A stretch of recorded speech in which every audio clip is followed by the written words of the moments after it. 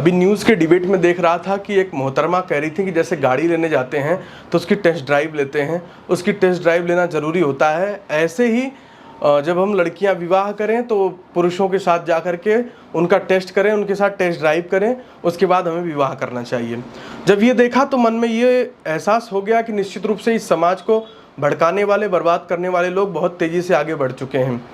हाल ही में प्रेमानंद बाबा और अनिरुद्धाचार्य दोनों लोग की कुछ वीडियोस को लोगों ने कंट्रोवर्सी में डाल दिया। कंट्रोवर्सी जैसा कुछ है नहीं, अगर हम वीडियोस को समझेंगे तो हमें साफ समझ में आ जाएगा कि ऐसा कुछ है नहीं। प्रेमानंद बाबा ने कहा कि ऐसे 2-4-6 स्त्री पुरुष बचे हैं जो पवित्रता से जीवन जी रहे हैं, और अनिरुद्धाचार्य ने भी यही कहा कि हजारों जगह मुंह मारने के बाद स्त्री पुरुष दोनों लोग जब पति पत्नी बनते हैं तो किस तरीके से अपने गृहस्थ जीवन का पालन करेंगे। दोनों बातों का जब सार निकाल करके हम देखते हैं तो निश्चित रूप से हमें पता चलता है कि इन बातों में कोई बात असत्य नहीं है।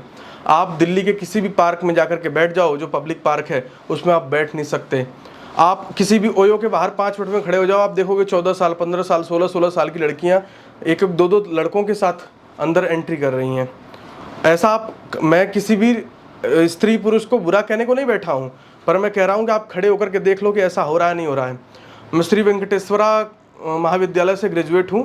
उसके बाहर आप जितने भी कैफ़े वगैरह होते थे ना, सारे 15 साल 16 साल की लड़कियाँ उनके साथ जाकर के ओयो वगैरह से आती करती थी। मैंने अपनी आंखों से देखा था। इसमें कुछ कहने की बात ही नहीं है। किसी भी ओयो में चले जाओ, पार्कों में चले जाओ, सब कुछ फुल भरा पड़ा है। बहुत सारे आप रजिस्टर निकाल के देखोगे तो बहुत सारे नाबालिग लड़कियां हैं जो फर्जी आधार कार्ड लेकर के उसमें एंट्री करती हैं, क्योंकि उनको बहला फुसला करके ऐसे ही लोग तो जो टेस्ट ड्राइव दे रहे हैं, ऐसे ही लड़के तो हैं जो बहला फुसला के उन लड़कियों का शोषण करने का कार्य करते हैं। और ये मोहतरमा आकर के मंचों से ऐसा कहती हैं। साधु की बात सुन के हृदय में सम्मान आना चाहिए। साधु जब कोई बात कहता है तो उस बात की गंभीरता से समझ हमें विकसित करनी चाहिए, क्योंकि साधु समाज का आईना होता है, मार्गदर्शक होता है। और जब हम साधुओं के खिलाफ ही जाके बोलने लग जाएंगे तो निश्चित रूप से हमारे नेत्र विहीन हो चुके हैं। प्रेमानंद बाबा जैसे महान संतों के खिलाफ भी अगर आज की मीडिया, आज के यूथ बोल रहे हैं तो समझ लो वो बिल्कुल पूर्ण रूप से अंधे हो चुके हैं। एक एंकर है, मैं नाम नहीं लूँगा, आप सभी जानते हैं, जो आज प्रेमानंद बाबा की बुराई कर रही है, जो अनिरुद्धाचार्य की बुराई कर रही है। वो कहती है कि मैं घर के अंदर तो मैरिड हूँ पर बाहर सिंगल हूँ। क्या कहना चाहती है वो, क्या बताना चाहती है समाज को कि मैं घर के अंदर तो मैरिड हूँ, घर के बाहर सिंगल हूँ। ये क्या होता है? विवाहित विवाहित होता है, अविवाहित विवाहित होता है, अविवाहित अविवाहित होता है।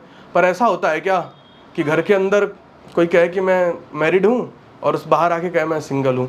ऐसी मीडिया जो पाश्चात्य विचारधारा को अपने मस्तिष्क में बिठा चुकी है, वो हमारे संतों को समझा रही है कि संतों ने क्या आप शब्द बोल दिया, क्या गलत बोल दिया। अपने जीवन में सुधार करने की आवश्यकता है। माफिया लोग, ऐसे जो भ्रष्ट बुद्धि के लोग हैं, ये कोने कोने में फैल चुके हैं। प्रेमानंद जैसे बाबा लोग भी आज इस देश में जो किसी भी चीज़ के खिलाफ नहीं बोलते, आज उन लोगों के खिलाफ भी हजारों प्रकार की उंगली उठ रही है। कुछ लोग उन्हें गालियां दे रहे हैं, कुछ लोग कह रहे हैं विराट कोहली ने इसको पीले कपड़े वाले को बहुत बना दिया, ये कर दिया, वो कर दिया। ऐसे भी मैंने ट्विटर पे 1-2 कमेंट्स देखा था कि विराट कोहली को लेकर के, प्रेमानंद बाबा को लेकर के, कि विराट कोहली उठा भागा चला जाता है। अरे आप क्या समझोगे कि ज्ञान और प्रेम, भक्ति क्या होती है? जो उसमें घुस गया, जो उसमें रम गया, वही इसकी महत्वता को समझ सकता है। जब हमें साधु संतों की बात बुरी लगने लग जाए तो समझ लो हमारे विनाश का समय आ गया है। किसी साहित्यकार ने लिखा कि अगर किसी देश को बर्बाद करना है कि तो उसके देश की युवा पीढ़ी को बर्बाद कर दो। आज वही काम करने का कार्य हमारा मीडिया कर रहा है, हमारा समाज कर रहा है। जब साधु संतों ने सच कहने का प्रयास किया कि समाज में चरित्रहीनता, दुष्हीनता बहुत ज़्यादा फैल रही है, तो हमारे ही समाज की बहन बेटियों ने उठ करके कहा कि नहीं, ऐसा नहीं हो रहा है। जबकि सब अपनी आँखों से स्थान स्थान पर देख रहे हैं और स्थान स्थान पर देखने के बाद भी अपनी आंखें मूंदने का प्रयास करना चाहते हैं। एक नया कल्चर चल गया, लिव इन रिलेशंस। क्या लिव इन रिलेशंस? हमारे यहाँ इसको बोलते हैं वैश्यावृत्ति। अर्थात जो एक स्त्री एक पुरुष के लोभ में आकर के कुछ समय उसके साथ रह रही है, फिर वो अच्छा नहीं लगा तो दूसरे के साथ रहने लगी, फिर दूसरा भी अच्छा नहीं लगा तो तीसरे के साथ रहने लगी। इसको हमारे यहाँ वैश्यावृत्ति बोलते थे। तो आज कोई भी स्त्री पुरुष यदि वैश्यावृत्ति करता है तो क्या उसे वैश्यावृत्ति नहीं कहा जा सकता? क्या मतलब वैश्या को वैश्या नहीं कह सकते? पुरुष जो वैश्यावृत्ति में लिप्त, क्या उसको वैश्या रूप में संबोधित नहीं कर सकते? बिल्कुल कर सकते हैं।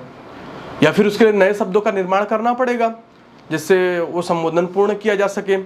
निश्चित रूप से जो पाश्चात्य संस्कृति हमारे भारतीय संस्कृति पे हावी हो रही है और इसको बचाने और आगे बढ़ाने के लिए, इस दुष्टता वाली संस्कृति को आगे बढ़ाने के लिए जिस प्रकार से मीडिया जोरों शोरों से जोर दे रही है, ये देख करके बड़ा आश्चर्य हो रहा है कि आज इस देश की मीडिया, इस देश के लोगों को हो क्या गया है। बहुत सारी लड़कियां कह रही क्या गलत है, क्या गलत है, क्या गलत है। अरे गलत वही कह रही हैं कि क्या गलत है जो इन चीज़ों में लिप्त हैं। जो लिप्त नहीं है वो जानती हैं क्या गलत है। एक पुरुष दूसरे पुरुष तीसरे पुरुष एक स्त्री दूसरे स्त्री तीसरे स्त्रियों के साथ चरित्रहीनता करने के बाद अगर उन्हें लगता है कि वो एक सदगृहस्थी बन जाएंगे, तो निश्चित रूप से ऐसा नहीं होगा। उनकी संतानें भी उन्हीं इसी तरीके से प्रताड़ित करेंगी। ये हुआ है, इसलिए साधु संत हमेशा समय समय पे मार्गदर्शन करते आए हैं। और आप सोचो, आप लोग ऐसे ही विरोध करोगे तो साधु संत भी बोलना बंद कर देंगे और अपने साधना भक्ति में लीन हो जाएंगे। फिर आप जैसे मूर्खों का विनाश प्रारंभ हो जाएगा। इसलिए आज आवश्यकता है अपनी संस्कृति की ओर लौटने की। जो गुरुकुल शिक्षा पद्धति जो आप लोगों को मैं मार्गदर्शन करता हूँ, उस पद्धति को समझने की, आप उन पद्धतियों को समझ करके श्रेष्ठ जीवन की तरफ अग्रसित होइए। आपका जीवन निश्चित रूप से ऊंचाइयों की तरफ जाएगा। प्रेमानंद जैसे महाराज संतों वैष्णवों का अपमान करके अपने जीवन को नरक का गामी मत बनाओ। अनिरुद्धाचार्य ऐसे जैसे लोग जो सेवा के कार्यों में लगे हुए हैं, इनका साथ दो, इनके साथ कदम से कदम मिला के चलो, इनकी बात को समझने का प्रयास करो और अपनी संस्कृति सभ्यता और अपने सत्संग को कभी नहीं छोड़ोगे तो तुम दुनिया की कोई माई की लाल कोई ऐसी वस्तु नहीं है जो तुम्हें पतित कर दे। केवल भगवान पे भरोसा रख के संतों के वचनों को सुन करके श्रेष्ठ जीवन जियोगे तो निश्चित रूप से उन्नति करोगे। निश्चित रूप से चेतावनी वीडियोस आप लोगों के जीवन में एक परिवर्तन लाएगी और संतों के प्रति श्रद्धा भाव प्रकट करने का प्रयास है। इतना ही कहके मैं अपनी वाणी को विराम देता हूँ। जय श्री कृष्ण।